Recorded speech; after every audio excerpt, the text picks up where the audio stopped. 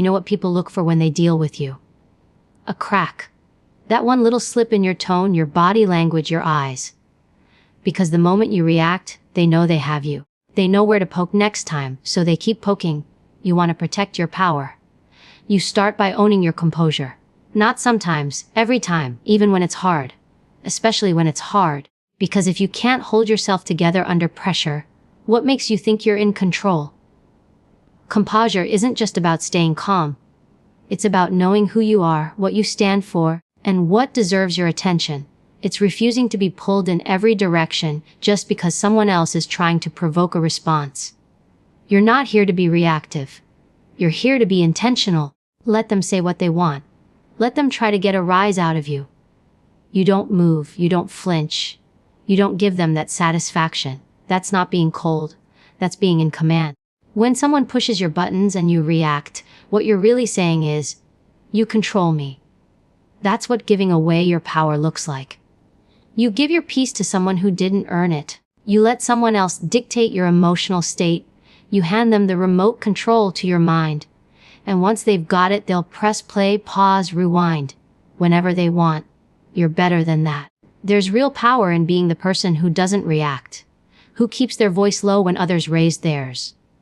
Who keeps their posture straight when others are puffing up. Who stays locked in, focused, clear, while others are drowning in chaos. That's what strength looks like. You can be kind. You can be compassionate. But you are not a doormat. You don't absorb everybody's mess. You decide what gets in. You choose your boundaries. And when people test them, you don't get loud. You get sharper. You get clearer. You don't entertain disrespect with emotion. You handle it with discipline. Discipline over emotion. Every time. Think about the last time you snapped. You said things you didn't mean. You acted in ways that didn't serve you. You gave them what they wanted. A glimpse of your weakness. That's the cost of losing your composure. It's not just a bad moment. It's an invitation. You've shown them the code to access your peace. Take that code back. You don't owe anyone a reaction. You don't have to explain yourself every time someone challenges you. Sometimes silence is the loudest message. Sometimes your calm is the most unsettling thing in the room. And that's a good thing. When people can't shake you, they fear you. They respect you. Not because you intimidate with volume, but because you own yourself, your space, your presence. You become someone who isn't easily moved. And that kind of person, that person is rare. That person is dangerous in all the right ways. Every day you get to decide, do I give my power away to this moment, this person, this situation, or do I keep it? Do I hold the line, breathe through it, and walk out stronger on the other side? Most people react because they're emotionally lazy. They don't train for pressure. They don't build the muscle it takes to stay calm when everything's on fire. But if you want to be someone who leads, who commands, who moves with purpose, you train for it. You train in silence, in patience, in moments when it would be easier to blow up, but you don't. That's where strength is born. Not everyone deserves to see your emotions. Not every situation needs your full energy. Protect your power like it's gold. Because it is. When you're composed, you can think. You can read the room. You can see who's trying to manipulate, who's projecting, who's looking for control. And instead of reacting, you respond on your terms. That's how you lead. That's how you earn respect without ever having to ask for it. You don't let the outside world decide your mood. You don't let someone's opinion redefine who you are. You set your tone. You choose your pace. You stand rooted in yourself. Because you know exactly who you are. And more importantly, who you're not. And you're not someone who gives power away for free. Every interaction is a test. People may not say it, but they're watching. They're calculating. They're assessing who you are by how you respond when things get uncomfortable. They're trying to figure out where your weakness is so they can press on it. Not everyone does it maliciously, but it doesn't matter. The result is the same. They want to know what makes you crack. You don't give them that information because the moment they see it, they use it. That one insecurity you thought you hid well, someone's trying to find it. That one part of your past you try not to talk about, someone's trying to dig it up. That reaction you gave that one time, they remember it. And they'll circle back when the timing suits them. That's how people test boundaries. That's how they learn where they can move freely and where the wall is too strong to break. You have to become the wall. Unmovable. Unbreakable. They can knock, they can push, But they don't get through, because the truth is, once you show weakness, it's incredibly hard to take that power back. You give it once, they expect it again. So don't hand it over in the first place. It starts with being aware. Every room you walk into, scan it, not out of fear, but out of control. Know who's watching, who's talking, who's pushing buttons. Some people test you with passive remarks. Some go direct. Some use silence. Doesn't matter how they do it. Your job is the same. Don't take the bait. Don't show them your hand. This doesn't mean you become fake. It means you become deliberate. You get to decide what people know about you. You get to decide how close they get. You can be kind, but you don't have to be open. You can be firm without being aggressive. There's a line you draw, and no one crosses it unless you say so. The people who test you the hardest are usually the ones who feel the weakest inside. And to feel stronger, they try to shrink someone else. That someone might be you. So they'll poke, they'll criticize, they'll joke in ways that aren't funny. You don't fight that kind of behavior with emotion. You fight it with presence. You stay rooted. You look them in the eye. You let your silence speak louder than anything they just said. And if you speak, you keep it sharp, clean, controlled. Let them know without ever raising your voice. They're wasting their time. You have to stop living like everyone deserves full access to you. They don't. You don't owe vulnerability to anyone who hasn't earned your trust. Just because someone asks doesn't mean you answer. Just because someone pushes doesn't mean you open the door. You are not here to be easily figured out. You are not here to be picked apart. You are not here to satisfy someone else's need to feel powerful. You keep your power by holding your frame. When they test you and you don't flinch, they notice. When they try to get under your skin and it doesn't work, they back off. Because deep down, people know who they can mess with and who they can't. Your job is to make sure they put you in the second category. Not with arrogance, not with ego, but with unshakable presence. There is nothing more dangerous to manipulative people than a person who can't be provoked. Because if they can't control your emotions, they can't control you. And that's what most of these tests are really about. It's not about the comment or the tone. It's about seeing whether you'll fall for it. Whether you'll defend yourself too quickly. Whether you'll reveal something they can use later. Whether you'll crumble under a little pressure. You don't. You stay locked in. You don't react just because someone wants a reaction. You respond if it serves you. If it doesn't, you let it pass. Because not every attack is worth your effort. Some things you ignore, not out of weakness, but because they don't deserve your energy. That's power. That's control. You walk into rooms like you've already seen every outcome. Like you've trained for every scenario. Like you've been tested before and passed with ease. Because you have. And even if you haven't yet, you're going to. You're going to keep showing up with calm. With clarity. With a strength that doesn't need to announce itself. Let them test. Let them try. You're not here to pass their exam. You're here to live on your terms. Most people don't understand silence. They're afraid of it. They rush to fill it. They think if they're not speaking, they're losing. That if they're not defending themselves, they're weak. But silence doesn't mean surrender. It means strength. It means control. It means you're confident enough not to react just because someone else is uncomfortable. Silence makes people uncomfortable. That's the point. When someone comes at you aggressively, what they expect is resistance. What they want is noise. They want your reaction because it gives them something to work with. The moment you raise your voice, you tell them where you stand. The moment you argue, they know what matters to you. When you go silent, they get nothing. And that nothing, that's power. There's power in knowing you don't owe everyone an explanation. You don't need to convince anyone. You don't have to over-explain or prove yourself. Let them think what they want. Let them assume. While they're busy trying to read you, you've already read them. While they're speaking emotionally, you're listening logically. While they're reaching, you're rooted. Some of the most effective moments come not from what you say, but from what you withhold. When you walk away from the drama, when you pause instead of bite back, when you let their words hang in the air and sit with their own energy. That silence. It makes them question themselves. It makes them doubt the impact they thought they had. That pause forces them to confront their own behavior. You don't need to speak to make a point. Sometimes your restraint is the point. When someone disrespects you, your silence can be the loudest boundary you set. Because not everything deserves your voice. Not every insult deserves your time. Not every challenge is worth your attention. You don't speak unless the outcome requires it. People confuse silence with weakness because they've never met someone strong enough to use it. Someone who knows that self-control is more valuable than any comeback. That being unbothered is more threatening than being loud. That the one who can sit in discomfort without breaking is the one running the room. Silence gives you the upper hand in any situation. When people don't know what you're thinking, they can't predict your next move. They can't prepare for your reaction. They don't know where to strike because you've shown them nothing. You don't let them in unless you choose to. That's control even in conflict. Silence holds its own kind of force. When someone's yelling and you don't respond, they lose power. When someone tries to provoke and you don't flinch, they lose power. When someone tries to push you and you don't move, they lose power. Because silence demands attention. It forces presence. It makes people listen differently. It doesn't mean you're passive. It means you're precise. You don't speak out of emotion, you speak out of intention. You calculate.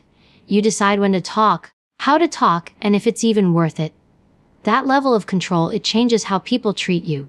It shifts the energy around you. It turns the volume down on things that don't matter and turns the focus inward. Where the real strength is built. If you can't sit in silence, you're always chasing validation. Always proving. Always explaining. Always trying to win someone else's approval. But when you own your silence, you own your space. You let the world adjust to you. Not the other way around. In negotiation, silence breaks people. In interrogation, silence reveals truths. In leadership, silence commands respect. In relationships, silence sets the tone. It's not the absence of power. It's the presence of discipline. And most people aren't disciplined enough to use it. You'll know you've grown when you stop needing to have the last word. When you hear something disrespectful and your face doesn't change. When you're being tested and you say nothing, not because you have nothing to say, but because you don't need to say it. When you let someone's behavior speak louder than your reaction ever could, you don't just train your body, you train your mouth. You train your face. You train your energy to stay neutral in chaos. That kind of self-control is rare. That kind of control is powerful. People who master silence can walk into any situation and lead, without raising their voice, without defending their value, without being pulled into things that don't serve them. Let others waste their strength on noise. Let them react. Let them over-explain. While they talk, you're listening. While they posture, you're planning. While they're unraveling, you're building yourself from the inside out. Because silence isn't stillness. It's strategy. They won't know what you're thinking. They won't know what you're planning. They won't know how to get to you. And that mystery, that restraint, that silence, that's what keeps you one step ahead. Emotions are powerful, no doubt about it. They flood your body, cloud your judgment, and push you to act before you think. But when you let emotions take the lead, you're handing over control. You're handing over your power. That's the moment you lose. It's not about being emotionless. It's about mastering your emotions so they don't master you. Everyone wants to see how you react when your buttons are pushed. They want to know if they can rattle you, shake your confidence, or throw you off balance. And if your emotions run wild, they have their answer. Your anger, frustration, or fear becomes a weapon in their hands. They don't have to do much, they just have to wait for the moment you slip up. But the people who win, those who dominate, don't let feelings dictate their decisions. They feel everything, but they don't act on impulse. They take a breath, assess, and then respond deliberately. They keep their emotions under tight control like a trained soldier on the battlefield. Because losing your cool is like dropping your shield in the middle of a fight. You become vulnerable. You give the enemy a clear target. Think about every time you acted out of anger or hurt. How did it serve you? Did it make you stronger or weaker? Did it solve the problem or make it worse? Chances are the moments you regret most are the ones where emotions ruled the day. The words you wish you could take back. The decisions you wish you could undo. That's the cost of letting emotions lead. It's not easy. Emotions are part of being human, but being human also means having the capacity to rise above them. It means building the muscle of self-control until it becomes second nature. When the chaos comes, and it will, you don't fold. You don't explode. You don't fall apart. You hold steady. You stay in command. That kind of control isn't weakness. It's strength in disguise. It shows everyone around you that you're unshakable. You're not a puppet pulled by every feeling or impulse. You're the one holding the strings. You choose how to move, what to say, and when to act. When you let emotions lead, you hand over your peace, your clarity, and your power. When you keep emotions in check, you hold the keys to everything. You see situations clearly. You make smarter decisions. You maintain respect. You create space for solutions instead of conflict. The world is full of chaos and noise, but if you train yourself to keep calm and collected, you become a beacon in the storm. People seek you out because you don't lose it when things get tough. They trust you because they know you won't react impulsively. They follow you because your stability inspires confidence. You have to learn to pause even when your heart is racing, to breathe even when your mind is spinning, to listen even when you're ready to argue, to think before you speak, even when your instincts scream otherwise. That pause, that moment of control, is where power lives. Master your emotions, and you master your world. Lose your emotions, and you lose everything you've built. Because emotions are fleeting, but discipline is forever. Emotions burn hot and fast, but discipline endures. It carries you through every storm and every battle. Every time you keep your emotions in check, you prove to yourself and everyone around you that you are not a victim of circumstance. You are a warrior. You are a leader. You are the person who decides how the story goes, no matter the pressure or provocation. So don't let emotions run the show. Don't let them be the boss of you. Feel them, understand them, but never surrender to them. Keep your head clear. Keep your heart steady. That's how you win every time. Pain is real. It hits you hard. It cuts deep. It lingers longer than you want and shakes you in ways you never expected. But the difference between breaking and becoming unbreakable isn't in ignoring that pain. It's in mastering it. It's not about pretending the pain doesn't exist or burying it so deep you forget it's there. It's about looking it in the eye, understanding it, and refusing to let it control you. When pain comes, your first instinct might be to run, to lash out, or to collapse under its weight. That's natural. But survival isn't about running away from pain. It's about standing firm through it. It's about learning to move forward while carrying the weight of what's happened to you without letting it define your next step. That's mastery.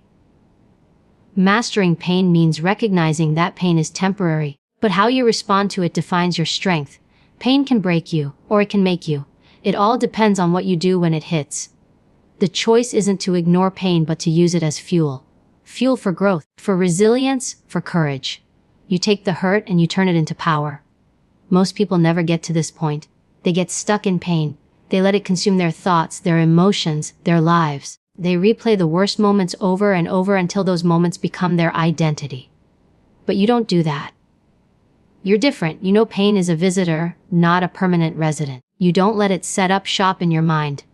Mastering pain means you don't allow it to rob you of your peace. You don't let it poison your future with bitterness or fear. You don't let it dictate your actions or cloud your judgment. Instead, you take control. You decide what pain means to you. You choose how it shapes you, not the other way around. This is not weakness disguised as toughness. It's strength with wisdom. You learn from pain. You respect it, but you don't let it win. You don't wear your scars as badges of victimhood but as proof of survival. Each scar is a chapter in your story of endurance. Each ache is a reminder of battles fought and won inside. When you master pain, you build a mental armor no one can break. Because real armor isn't made of steel or leather. It's forged in the fires of hardship and tempered by resilience. It's knowing that no matter how hard life hits, you stand tall, you keep moving, you keep fighting, you keep winning. Pain will always come. It doesn't care about your plans or your dreams. It doesn't wait for the right moment. It shows up unexpected, uninvited, and unrelenting. But mastery means you don't let pain catch you off guard. You prepare for it mentally and emotionally. You train your mind to stay focused even when your heart hurts. You train your spirit to rise above the hurt and claim victory. People think mastering pain means you don't feel it, that you're somehow numb or cold. But that's not true. Mastery means feeling the pain fully and choosing how to respond anyway. It means embracing the discomfort instead of running from it. It means facing your fears and doubts head on and refusing to let them control your narrative. When you master pain, you become unstoppable. Because you've already survived the worst. You've already faced the darkness. And you know you can face it again, stronger and wiser each time. Pain no longer has the power to break you. it only makes you better. This mastery gives you a kind of freedom most people never experience. The freedom to live boldly, take risks, and pursue your goals without being held back by the fear of pain or failure. Because you know that pain is just a part of the journey, not the destination. And you've learned to walk that journey with your head held high and your heart unshaken. So don't think of pain as something to avoid or ignore. Think of it as a teacher, a challenge, a test of your resilience. When you master pain, you take back control of your life. You show the world that you are not defined by your struggles, but by how you rise above them. You become proof that no matter how much life tries to knock you down, you will stand up stronger every single time. Energy is one of the most valuable resources you have, but most people treat it like it's unlimited. They waste it on distractions, on drama, on people and situations that don't deserve a second of their focus.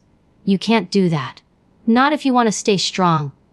Not if you want to keep your power. Because energy spent on the wrong things is energy lost. Lost to noise, to chaos, to negativity. Not everything deserves your energy. Not every comment, not every slight, not every argument. Some things are just background noise, and if you let them, they'll drown out your purpose. You don't have time or space for that. You're better than that. You owe it to yourself to be selective with what you invest your mind and soul into. Think about how often you felt drained after dealing with toxic people or pointless conflicts. That drain isn't a coincidence. It's because you gave away your energy to something that wasn't worth it. You handed over your calm, your focus, your fire. And for what? So someone else could feel powerful for a moment, so a petty fight could escalate. You deserve better than that. Your energy is your currency. Spend it wisely. Protect it fiercely. When you feel the urge to react, pause. Ask yourself, is this worth my energy? Does this situation, this person, this conflict deserve the strength I have to give? If the answer is no, then don't give it. Not a word, not a thought, not a second. You'll learn the hard way. If you don't guard your energy, you'll feel exhausted. You'll feel overwhelmed. You'll feel like you're constantly fighting battles that don't matter. But you're not a soldier in every war. You're a warrior in the fight that counts. The fight for your peace, your progress, your purpose. When you start protecting your energy, you'll notice a shift. Your mind will be clearer, your focus sharper, your resilience stronger, because you're not scattered, not pulled in every direction. You're centered. You're in control. And that control is what keeps you moving forward no matter what. People will try to take your energy because they know it's your strength. They'll provoke you, distract you, and drain you. But you get to decide whether to hand it over or keep it close. You get to decide who gets access and who doesn't. That boundary, that line you draw, is the difference between being a puppet and being a master of your life. Protecting your energy also means letting go of things that don't serve you. It means saying no to drama, no to unnecessary stress, no to people who don't add value. It means cleaning your mental space just like you clean your physical space. Decluttering your mind is a form of self-respect. Not everything deserves your energy because not everything is your fight. You don't have to fix every problem. You don't have to respond to every attack. You don't have to carry every burden. Some things you let go of, not because you're weak, but because you're wise enough to know that your power is finite and precious. Energy spent on resentment, on grudges, on anger is energy wasted. It doesn't change the past and it only clouds your future. Instead, channel that energy into growth, into learning, into strength. Redirect your focus from what's wrong to what you can build. That's how winners think. That's how winners act. When you guard your energy, you become unbreakable. Not because you're invincible, but because you're selective. Because you've learned that fighting every battle means losing the war for your peace of mind. Because you've decided that your time and strength are too valuable to waste on things that don't matter. So next time you're tempted to react, to argue, to stress, remember that you don't have to give your energy away. You're not obligated to engage. You're not required to prove yourself. Your power comes from knowing when to fight and when to walk away, when to speak and when to stay silent, when to hold tight and when to let go. This kind of discipline isn't easy. It takes practice, it takes patience, it takes courage. But the reward is worth it. The reward is a life where you're the one calling the shots, where your energy fuels your success, where your peace is unshakable. That's the life you deserve. Confidence isn't loud. It doesn't shout from the rooftops or demand attention with flashy displays. True confidence is quiet. It's steady. It's the calm in the room that you feel before anyone says a word. It's the presence that fills the space without needing to prove anything. Real strength doesn't need to announce itself because it's already known. Most people confuse confidence with arrogance or noise. They think the person who talks the most or boasts the loudest is the most confident. But that's a mistake. Loudness is often a mask for insecurity. It's a way to cover up doubt with volume. True confidence doesn't need that. It's rooted deep inside, so it doesn't have to look outside for validation. You know you're confident when you don't need to explain yourself, when you don't feel the urge to justify your choices or defend your worth. You move through the world with certainty because you trust yourself. You don't rely on others to tell you you're enough because you already believe it. Strength doesn't need to prove it's strong. It shows in the way you carry yourself, the way you hold your head high when things get tough, the way you listen more than you speak, the way you make decisions without hesitation. It's the kind of power that doesn't scream but commands respect anyway. People who have true confidence don't waste energy trying to impress. They don't need to be liked by everyone or fit into every crowd. They're comfortable standing alone if that's what it takes, because their sense of self-worth is internal, not external. They know who they are and they don't have to change for anyone. This quiet confidence is magnetic. It draws people in because it's genuine. It's not about showing off or competing. It's about being fully present and authentic. When you're confident like this, people sense it instinctively. They want to follow your lead. They want to be around your energy because it's real and steady. Confidence grows when you face challenges and overcome them without losing your core. It builds when you refuse to let fear dictate your actions. It deepens when you accept your flaws without letting them define you. That kind of strength comes from experience, resilience, and self-awareness. You don't need to raise your voice to be heard. You don't need to prove your power with drama or spectacle. You just show up as yourself, calm, composed, and unapologetic. That's enough, more than enough. The world will try to test your confidence. It will throw doubts your way, challenge your decisions, and question your abilities. But when your confidence is quiet and steady, those tests don't shake you. They don't make you react impulsively. You face them with patience and poise because you know your value isn't up for debate. People often mistake quietness for weakness, but that's not true. Silence can be a sign of strength when it comes from a place of confidence. When you don't feel the need to respond to every criticism or engage in every argument, you're showing control. You're showing that your worth isn't dependent on someone else's opinion. Confidence that doesn't announce itself is also humble. It understands that there is always room to grow, to learn, to improve. It doesn't get defensive when challenged because it's secure enough to accept feedback without losing self-respect. That humility makes confidence even more powerful. This kind of strength isn't flashy, but it's lasting. It sustains you through hardships and setbacks because it's not based on external achievements or praise. It's based on a foundation of self-trust that no storm can shake. When you build your confidence quietly, you build it for life. So carry yourself with that quiet confidence every day. Let your actions speak louder than your words.